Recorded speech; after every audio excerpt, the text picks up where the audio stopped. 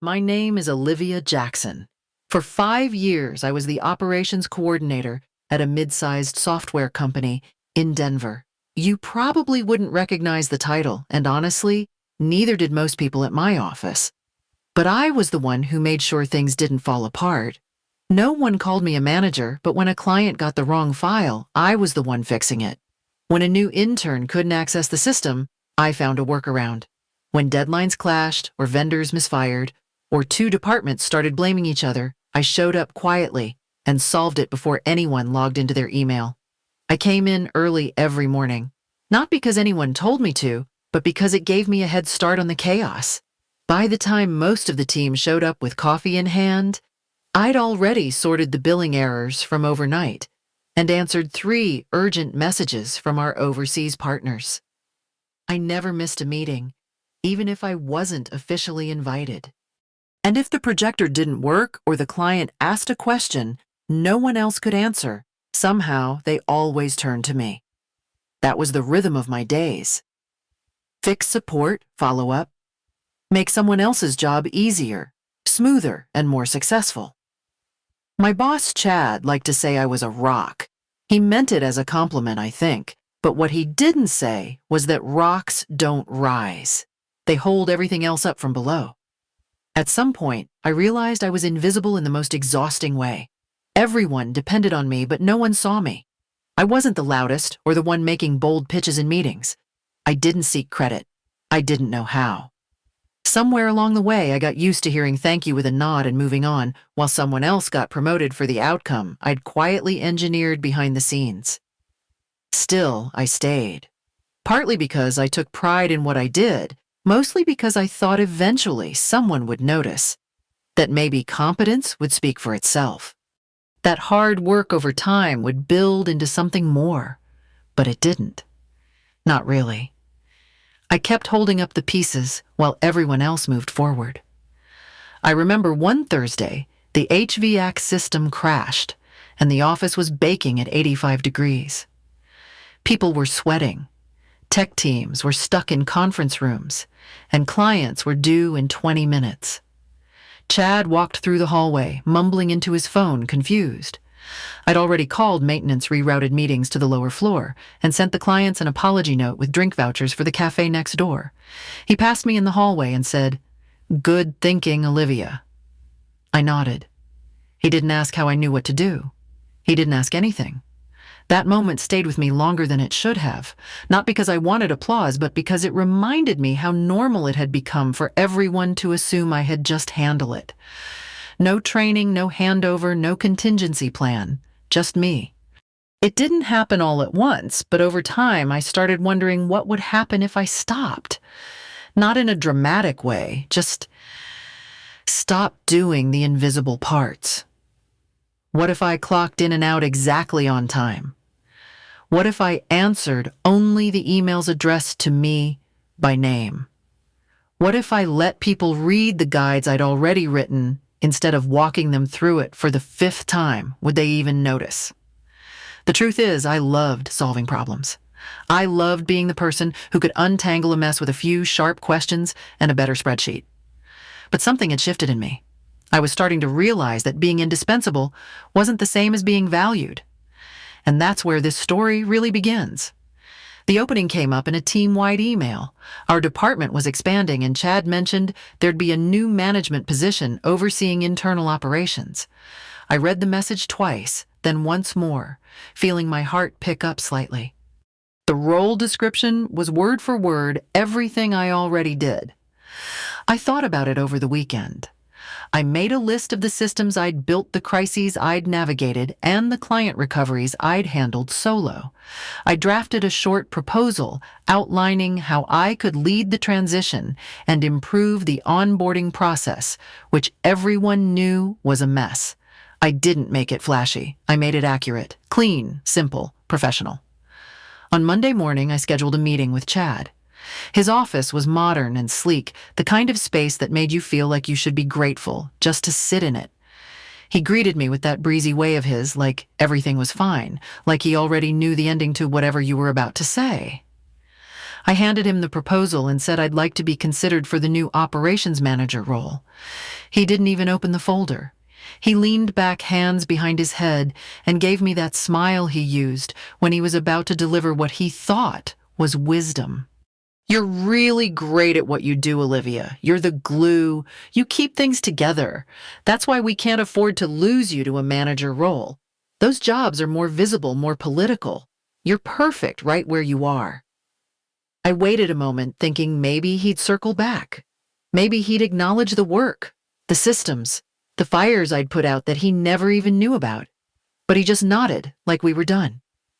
So I nodded too. I said thank you for the feedback and stood up. I even smiled because years in corporate life had taught me how to smile when I was being dismissed. I walked back to my desk with measured steps, placed the untouched folder in the drawer, and opened my inbox. I answered 3 emails and pretended the room didn't feel smaller. That night, I couldn't sleep. My mind kept replaying the phrase, "You're perfect right where you are." Like I was furniture. Like my usefulness was in staying still. He didn't say I wasn't capable. He said I was too valuable to move, as if competence were a chain. I thought about all the times I'd trained new hires without being asked. The late nights fixing the process I didn't break. The hours spent writing documentation that made other people's jobs easier. And how none of it was ever acknowledged beyond a passing thanks or a holiday card signed with generic praise. There's a moment you don't always recognize when it happens, when disappointment sharpens into clarity. The next morning, I walked into the office at 900 a.m. sharp. Not early, not ready with notes for Chad's meeting, just on time.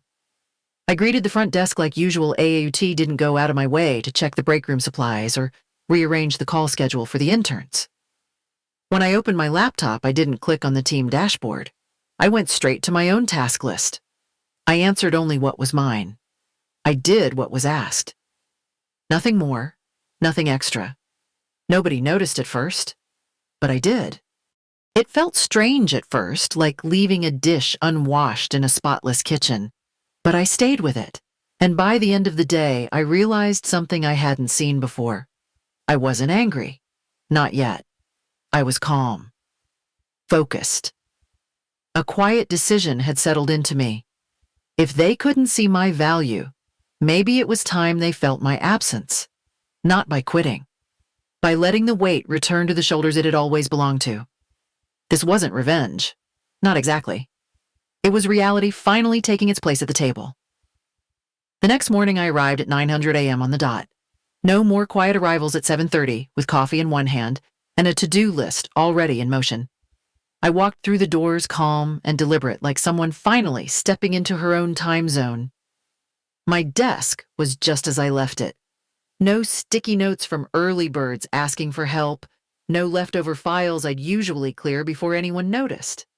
I opened my laptop, checked my assigned tasks, and ignored the buzzing requests that always came through group chats before sunrise. By 10, Peter from the finance team stopped by with that puzzled look he gets when numbers don't add up. His voice was light, but I heard the hesitation behind it. Had I seen the vendor mix-up email I had, it wasn't mine. Procurement handled those. I told him that and went back to my screen.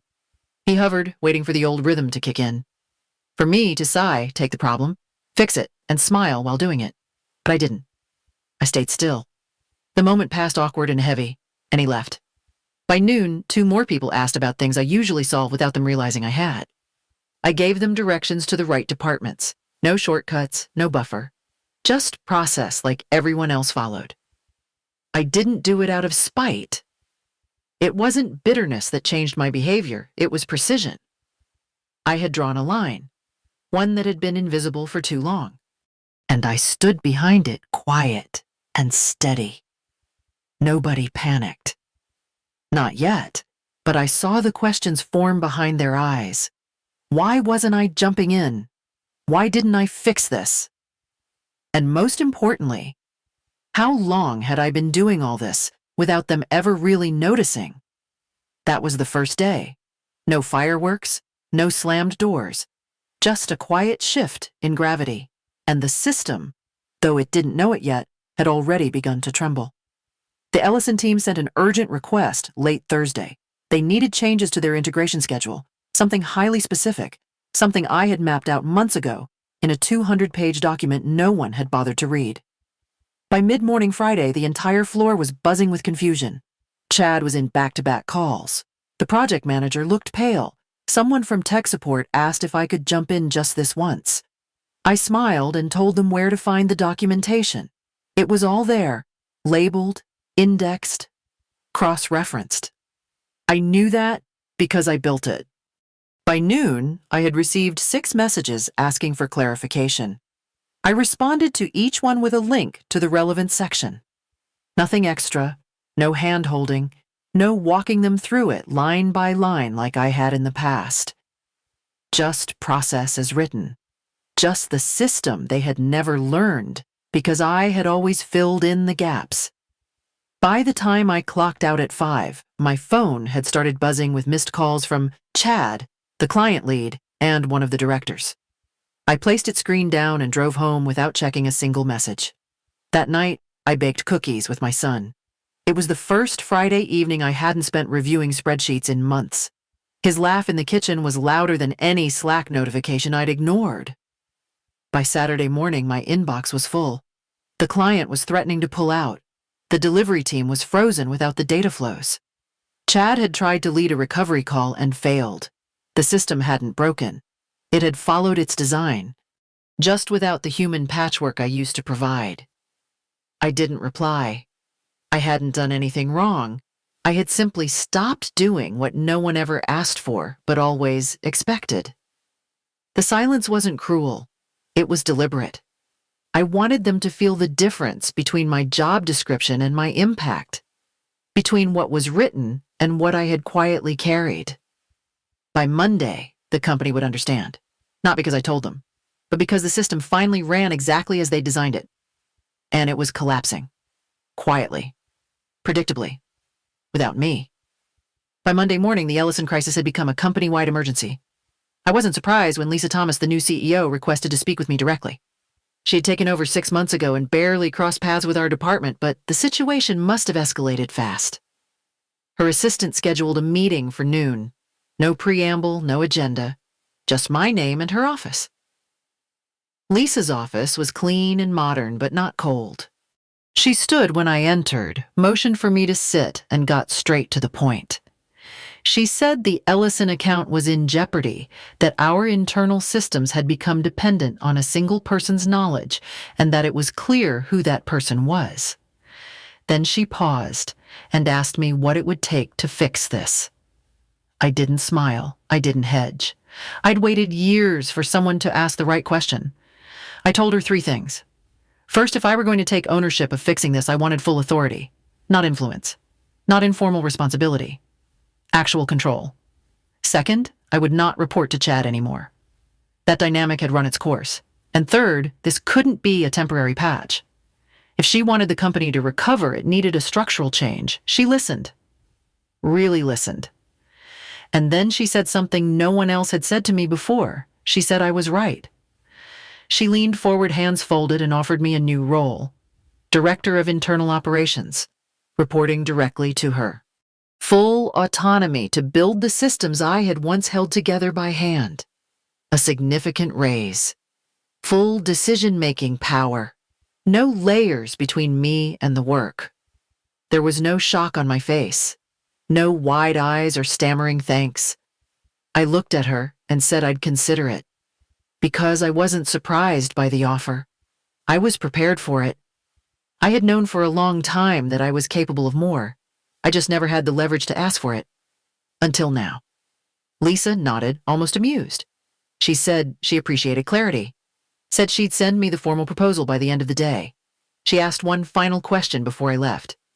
Would I be willing to lead the Ellison recovery starting immediately? I said yes. Not because they deserved my help, but because this time I'd be writing the terms. The formal offer arrived in my inbox that evening, just as Lisa had promised. It was generous. More than double my current salary.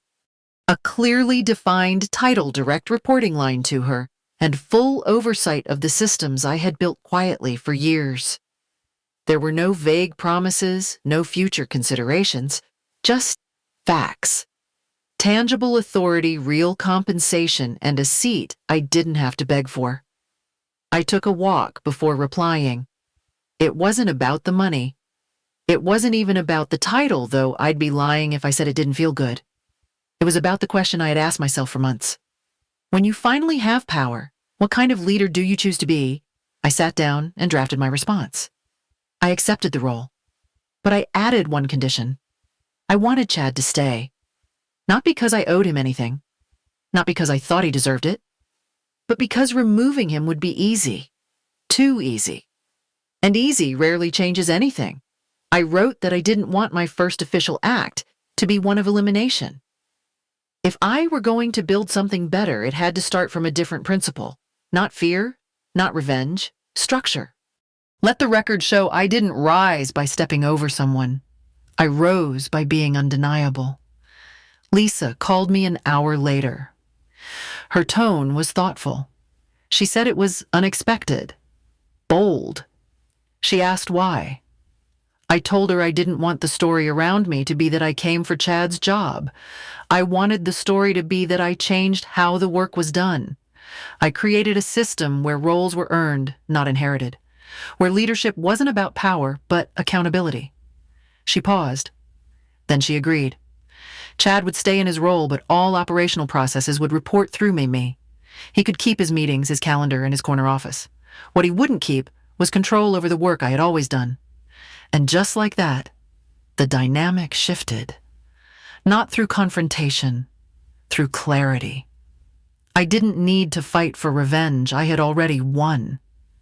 And now I had a blueprint for something better. The first thing I did in my new role wasn't schedule a leadership summit or draft a bold memo. I walked the floor.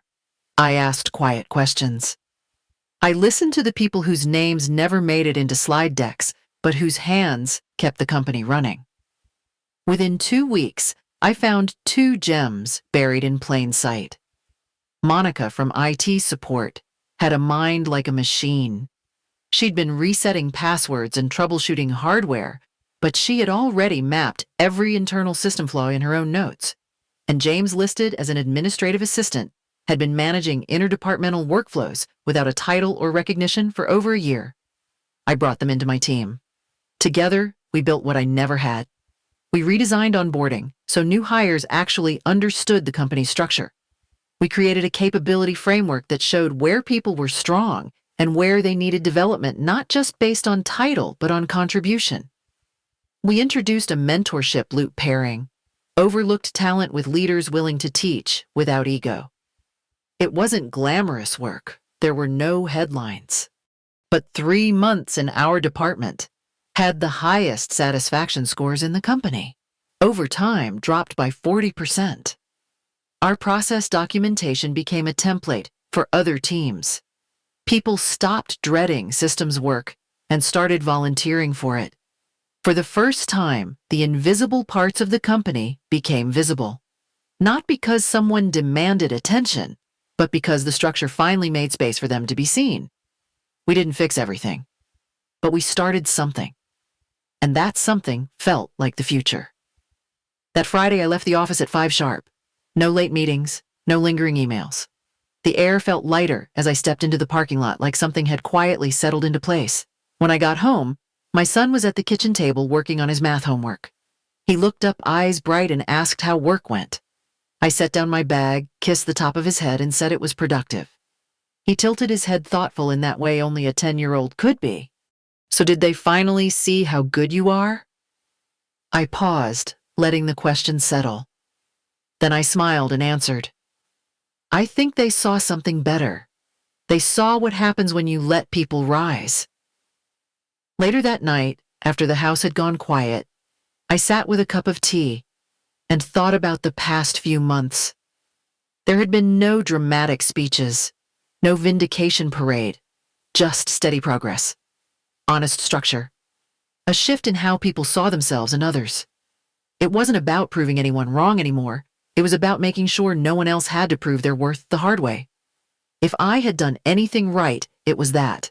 Not because I changed the world, but because I made a little part of it better. And maybe that's how change really works. Not all at once, not loud, but quietly. One policy, one voice, one decision at a time. Until people like me aren't the exception anymore. They're just seen. Clearly. As they always should have been.